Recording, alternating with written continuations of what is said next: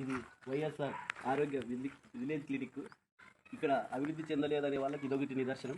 ఎందుకంటే పల్లెల్లో ఉండేదే 100% బీదలు, మధ్యతరగతి కుటుంబాలు అందరూ ఉన్నారు. ఎందుకంటే ఏ ఒక్కరైనా మధ్యతరగతి కుటుంబం అయినా బీదలైనా కోరుకుండేది రెండే, ఒకటి విద్య, ఒకటి ఆరోగ్యం. ఇంతకు మించి ఏమి కోరుకోరు. విద్య గురించి ఎట్లుందో ఆరోగ్యం గురించి కూడా 1989లో ఇక్కడ ఎక్కడా లేని హాస్పిటల్ 89లోనే ఆరోగ్య ఉప కేంద్రం కాంగ్రెస్ ప్రభుత్వంలో కట్టించినారు.